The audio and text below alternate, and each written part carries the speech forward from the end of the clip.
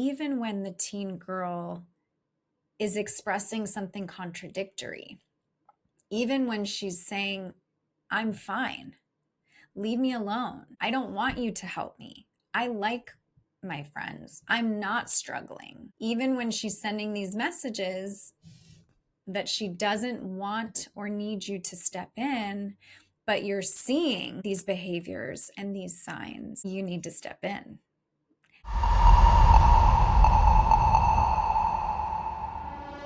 Welcome back for another episode of the True Northing podcast. If you're a parent, I want you to pause and really think about this. Do you know what your daughter is actually going through? Because for so many teen girls, the struggle runs so much deeper than just a phase.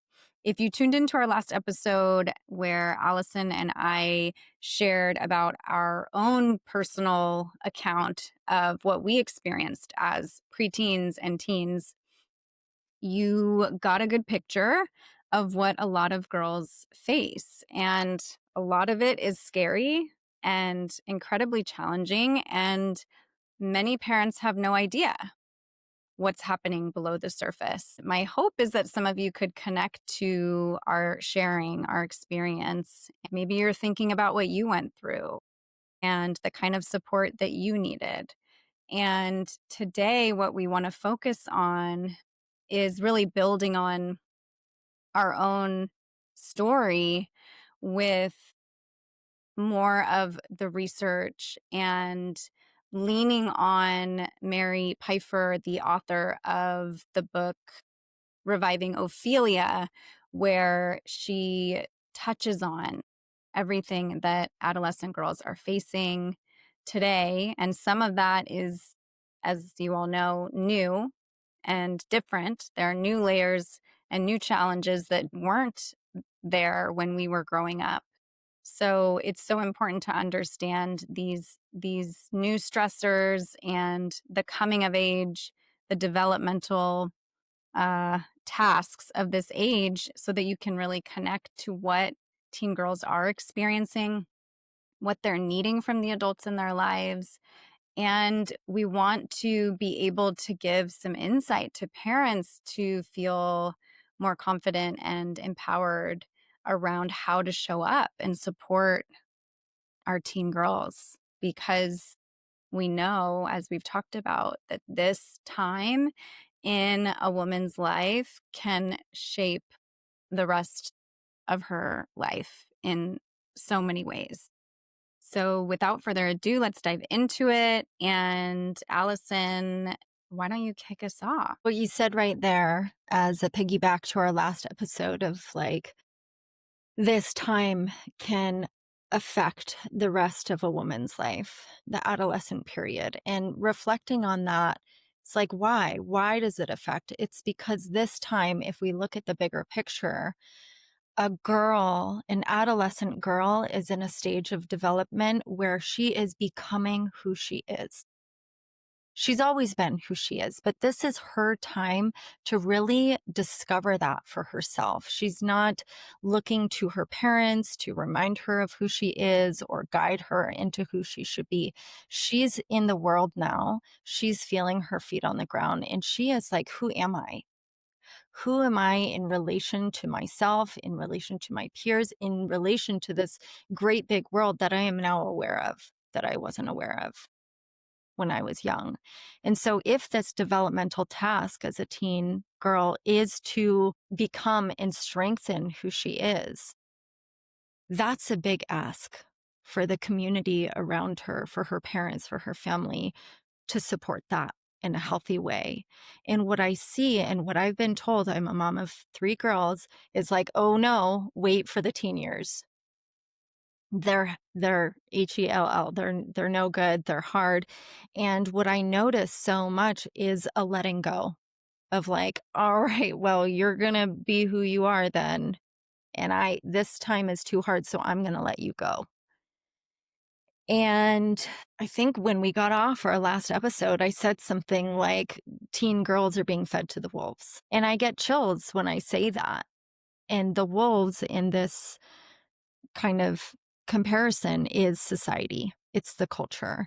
And Mary Pfeiffer, who we're going to be referring to a lot in this episode, she talks about the culture not being a healthy culture for girls and teen girls. And we can look around any direction and see that this culture is not supporting girls to be strong and healthy and know their beauty from the inside out. And so it's so important to realize that bigger picture of what they're going through. They're becoming who they are. And so while we might think, oh, they're becoming more independent, we can let go, there are really things that we need to do to step in and support and see them and support them along the way.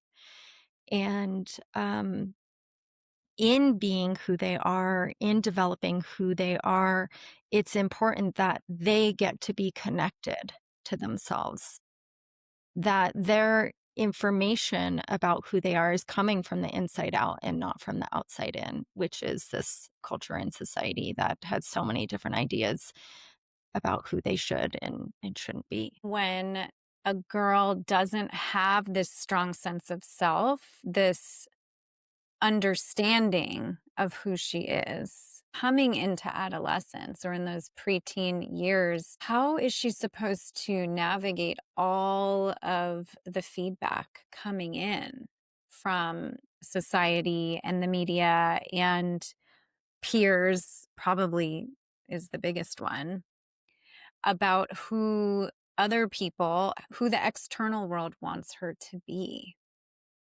It's almost like without that strong foundation, something anchoring her to her true self and who she wants to be, she's more susceptible to external input and other people telling her who to be. If she doesn't know who she is from the inside out, then she's going to act on who she thinks she should be based on what the media and the culture is telling her.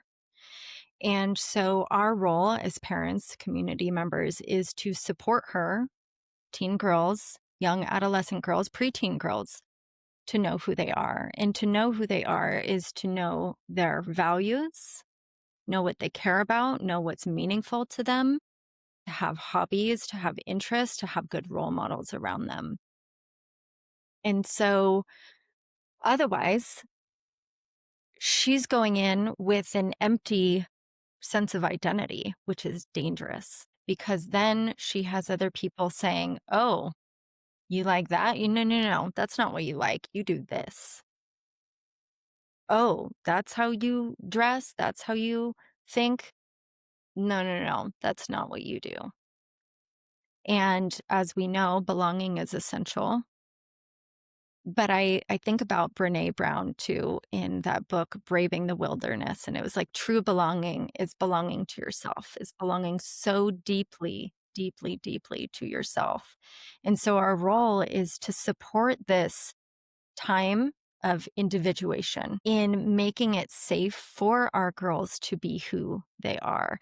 And sometimes that being who they are is great. I mean, they have activities or hobbies that they love or ways they want to showcase their personality through their style, which is fun. But what's harder for parents and caregivers is acknowledging the parts that we don't understand or agree with, which can often come in the form of emotions or behaviors that seem like they don't make sense to us.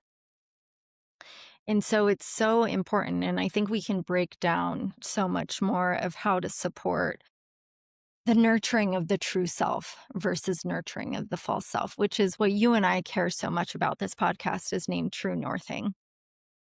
It's like, what is the true north for teen girls? And that's important for all humans. That's important for all women, but it's developed and strengthened during this time. So you don't have to spend your whole life discovering and peeling back the layers of who you thought you were when you could really imprint it during this adolescent time and support it. And a girl who coming into adolescence is growing up in a family where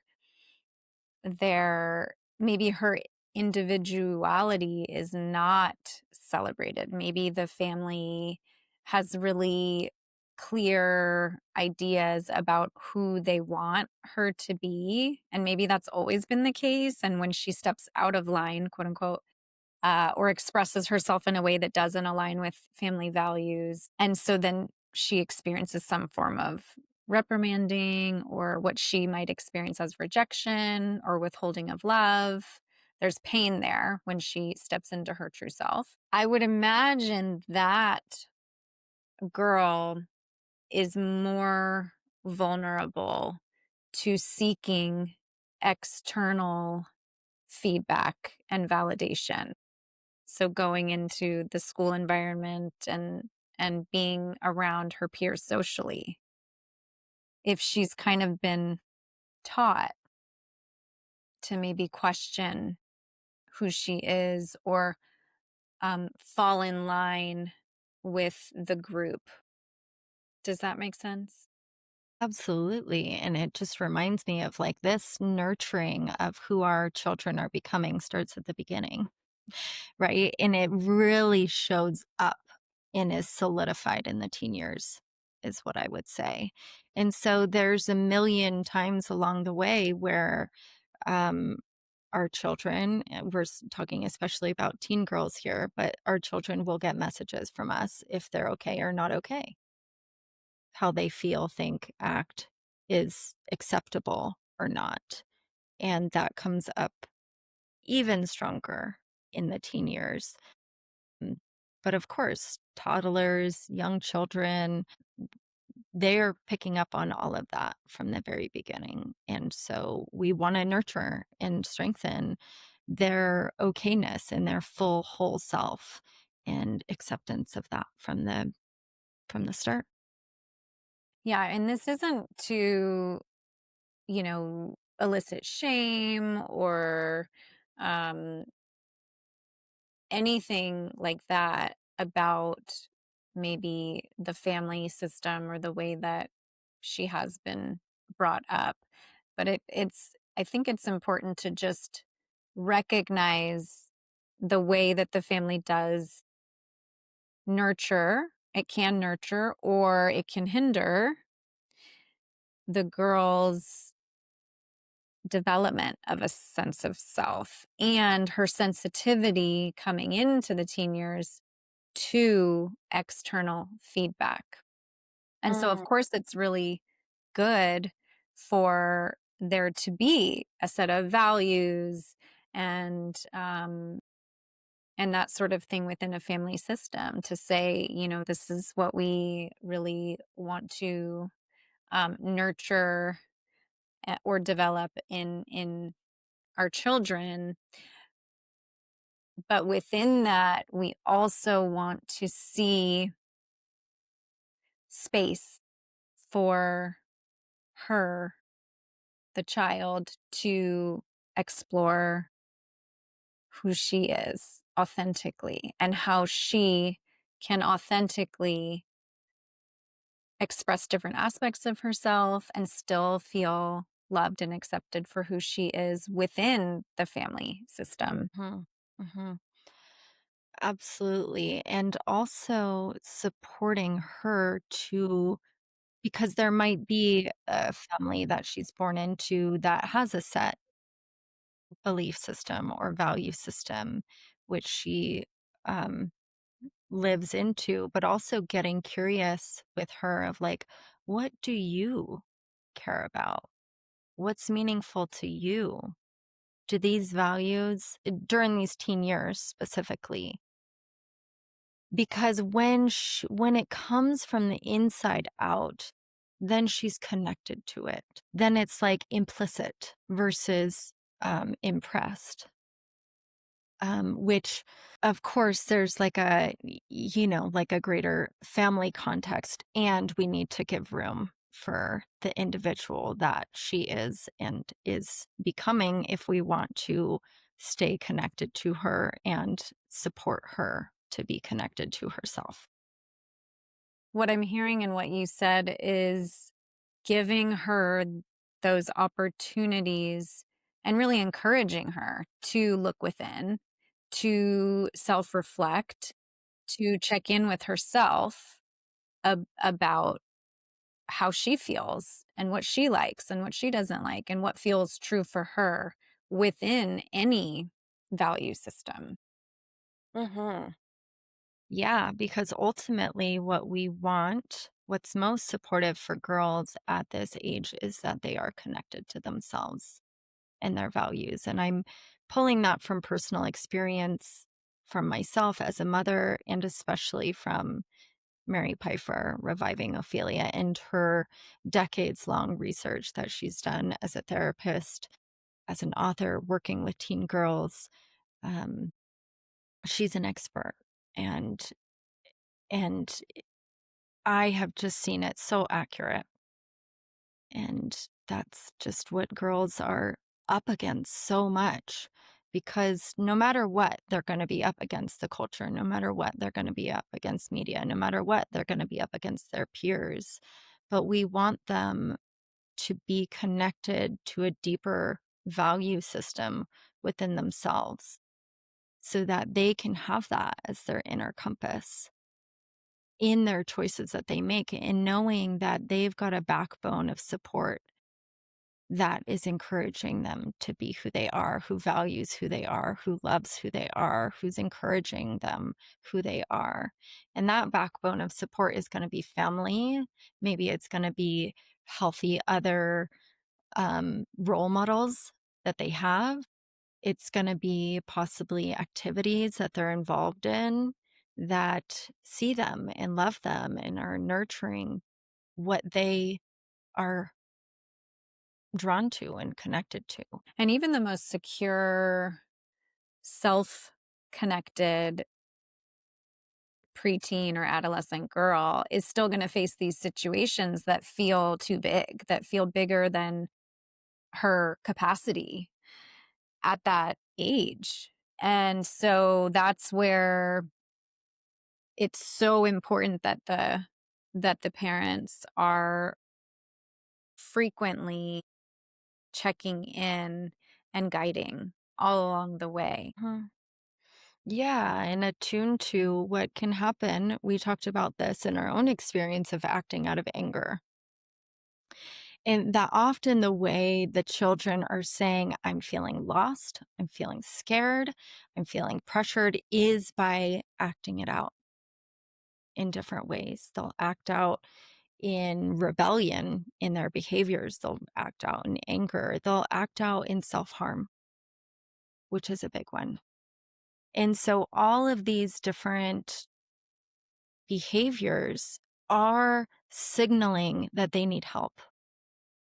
They need help navigating what's going on in their environment without knowing how to tell you. They're needing support to understand themselves and what they're going through because what's happening for them is that there is a whole new level of self consciousness that they were not having before and not expecting to have.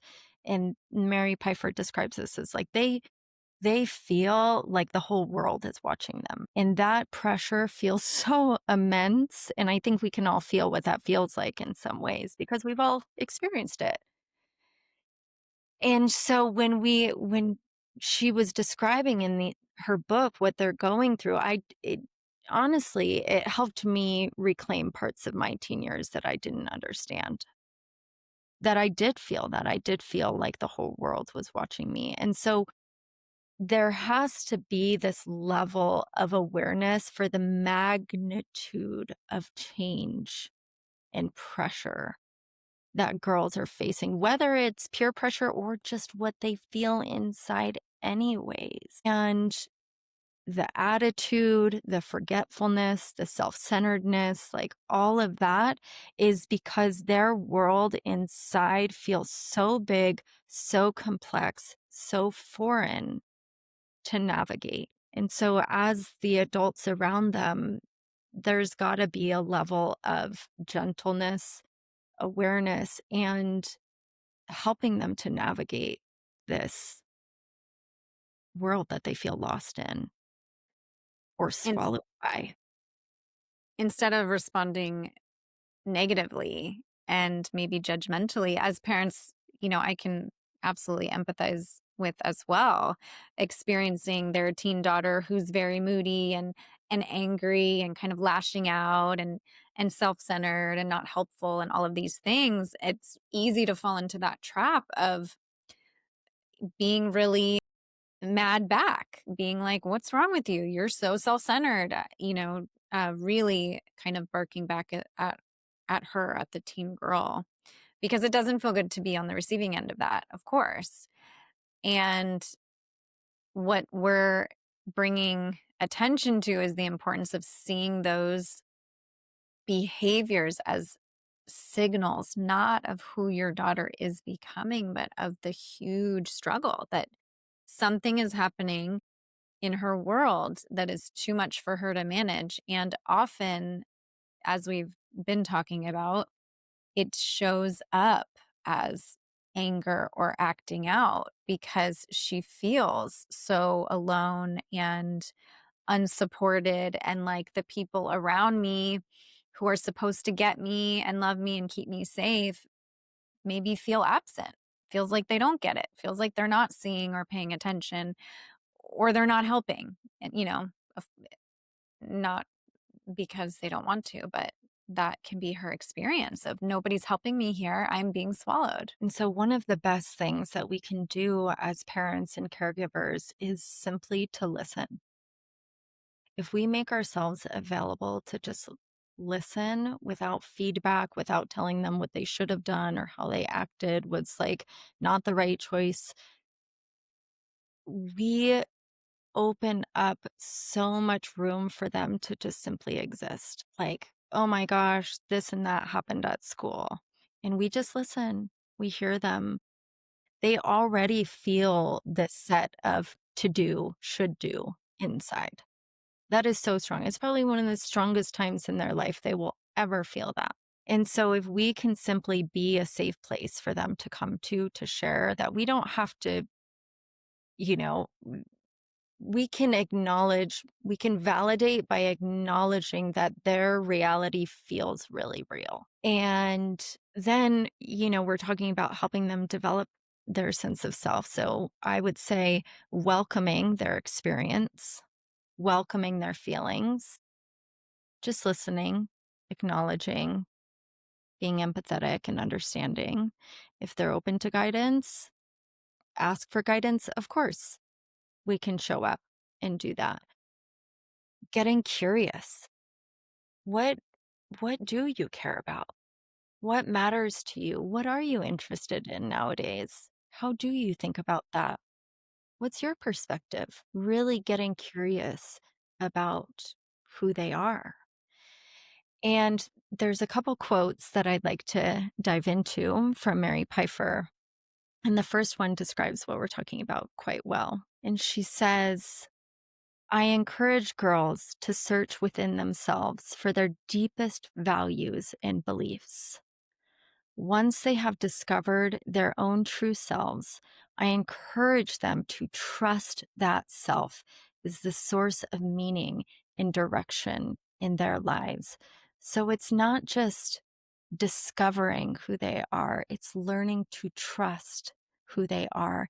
And that trust of who they are is also a sense of direction of their life. And they can trust that, they can be guided by that throughout their life. It's like I mentioned it earlier, their inner compass. And another quote I'm going to share, I would love you to comment on, Kristen, because I feel like you'd have such valuable information, is this other quote of Mary Pfeiffer and some struggles that girls face. She says, girls struggle with mixed messages. Be beautiful, but beauty is only skin deep. Be sexy, but not sexual. Be honest, but don't hurt anyone's feelings. Be independent, but be nice. Be smart, but not so smart. You threaten boys. Oof. Yeah. That makes me think of what is her name from Sex and the City, the actress. She did a short video that essentially compiled all the mixed messages that girls and women in our society receive constantly. And you said some of them. Yeah. I mean, we all get those messages. It's so confusing. And can you imagine being a 12-year-old or 13-year-old girl trying to figure out who you are amidst all these confusing mixed messages? Mm, right. And those messages continue on. I'm thinking about like motherhood, and I just felt like every choice I was bumping up against a should, or don't do it too much. Don't love on them too much. Don't, take too much time for yourself. Don't, like whatever it was never do too much of it. You always have to be hyper self aware. And imagining that our teen girls are stepping into that world, uh, wow. And I think it's so important to name in this the influence of media and social media. And this is such a big part of the new edition of Reviving Ophelia is this whole nother layer of reality that our teens are facing. And it is all of, yes, the messaging on social media, but also what we didn't have is this new feature of posting and getting likes or Mhm. not likes, and what that reinforces to them about who they are and who they should be, what is liked on the internet. And that liking from the virtual world translating to who they think they should be. So we're up against a whole different animal. And I mean, I think we were when we were teens, there was um, awful tabloids and magazines that we don't see in the same way to this day. I mean, like pointing out like somebody's cellulite or they just had a baby and it was like, oh, they haven't lost their baby weight 2 weeks later. We would see that a lot growing up, but it is a different animal with social media, and handing our kids a phone is giving them access to a whole world. They literally have access to a whole world.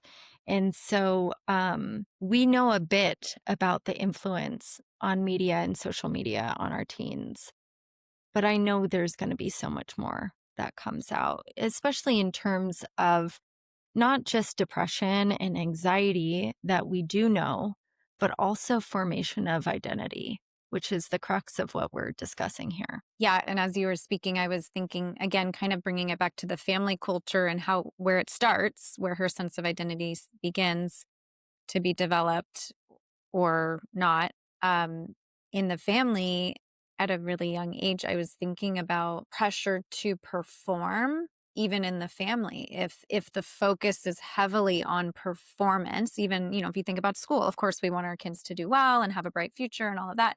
But if the family is very heavily focused on performance over, you know, authenticity and sense of self and all of those pieces, then that is kind of priming her to then enter this social media world where again it's about kind of performance. How did my post perform? How am I being viewed and by others, and how am I measuring up?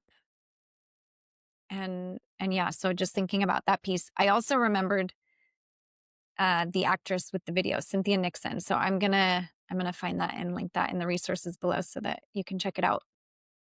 There was also a piece you said a few minutes ago about even when the teen girl, can't express to the parents what she's needing. Something else I wanted to bring in is even when the teen girl is expressing something contradictory, even when she's saying, "I'm fine. Leave me alone. I don't want you to help me. I like my friends. I'm not struggling." Even when she's sending these messages that she doesn't want or need you to step in, but you're seeing these behaviors and these signs, you need to step in because this is a really key piece of that stage of development of that age is the need to feel accepted by the group by the peers to feel like you do belong and you are likable. And so it's such a mixed, confusing bag because she has this need, like biological developmental need to be accepted. And so the last thing her nervous system is going to want is for her friendships or her likability to be threatened in some way. And she needs guidance and support and is in situations that are probably really scary and damaging. But because of this developmental need to be accepted and to belong, she cannot make that judgment call. She cannot say, okay, yes, this situation's too big. I need help. Okay, yes, I really want to belong, but I know these are not great influences on me, or I know I'm feeling a lot of peer pressure and I need help. She can't say these things. She can't make that call because of that need to belong. And so, this is where parents have to be very attuned. They have to understand how challenging and confusing this stage is. And they have to pay attention to what they're seeing, what they're observing, Mhm. and step in even when she says, "No, don't do that. I hate you." Mm, it's a hard one, I'll tell you that. And I've had to make a few of those decisions, like, "Sorry, we're not doing sleepovers at that friend's house.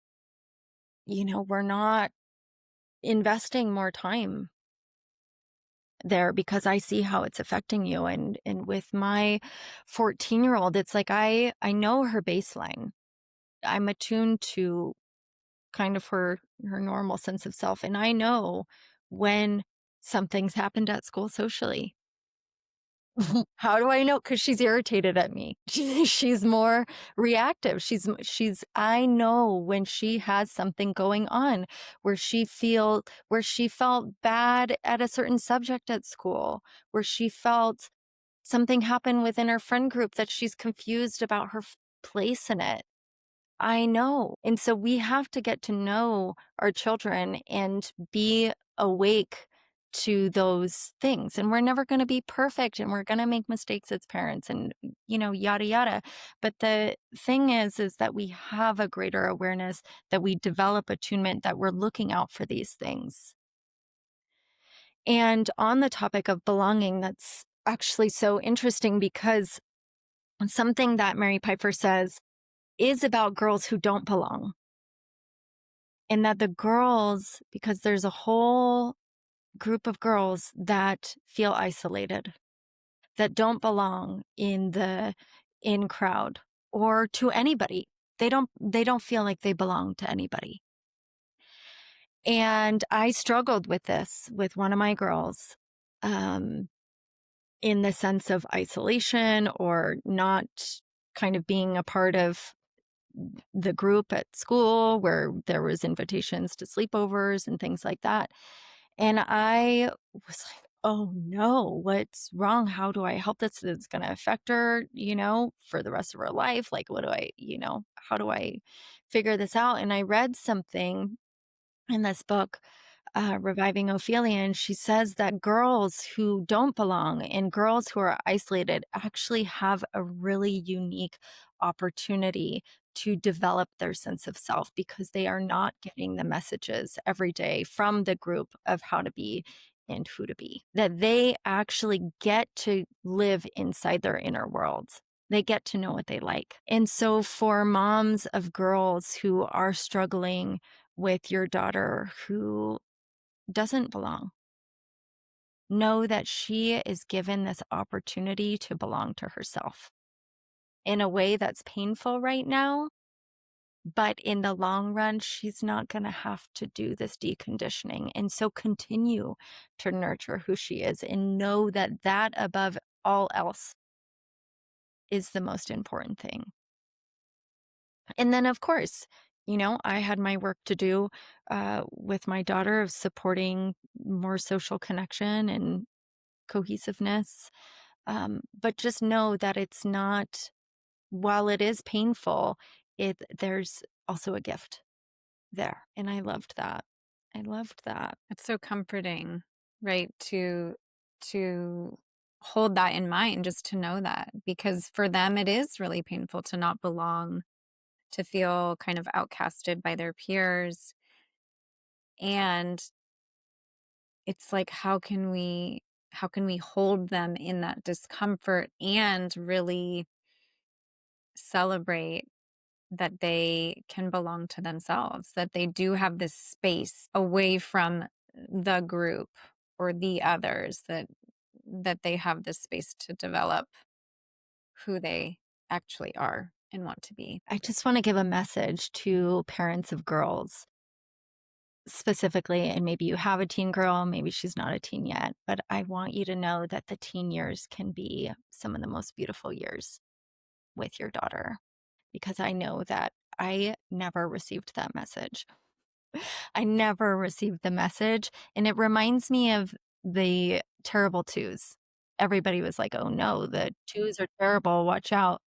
I loved the twos.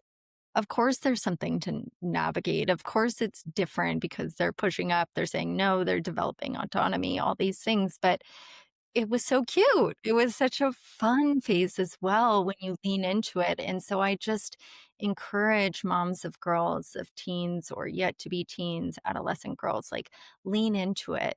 It can be amazing. I feel closer to my daughter now than I have at other stages because I mean we were close at every stage, but it's a different kind of closeness now. And you can have that and you can decide to have that.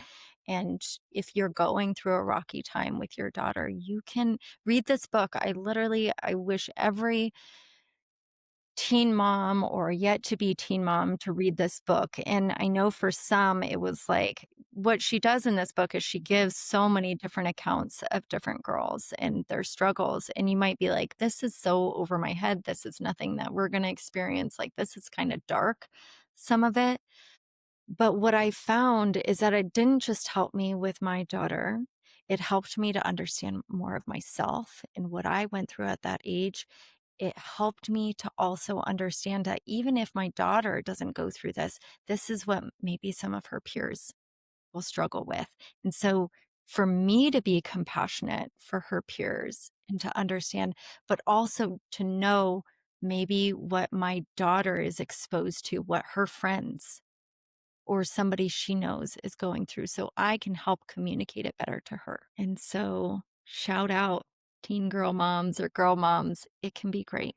It can be amazing and you can do this. And it can be hard. It can be and it really does. It pulls on a lot of parts of ourselves. So it's like self-care for mom, self-care for dad is important too. Yeah. Yeah. Teen girls don't need perfect parents, they need present ones. Yeah, and wanna go back to what you said of, like, performance versus authenticity. I love that so much, and I feel that's so accurate for these times.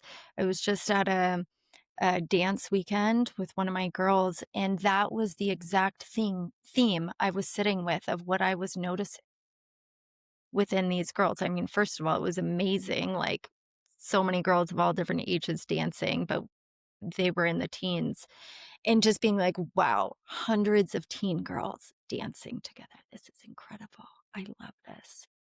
But I did notice the different qualities of performance versus presence, and I could really pick up on how distinct and different those felt from each other. And what we do want to nurture is that presence and authenticity. That will guide them. That will be their North Star forever. Okay, so in the next episode, I think we're going to touch on maybe some real life examples in mothering Mm. and maybe share a practice that you can bring to your teen daughter. Mhm. Yeah, I'm also thinking of some of the questions. I know I mentioned some of the questions here in this talk, but, like, some curiosities you can sit with your girl or if there's a teen girl in your life. to help her develop more of that sense of self and authenticity. Beautiful. Thank you so much for tuning in today. If you haven't already subscribed, be sure to hit that button so that you get notified when our next episode comes out.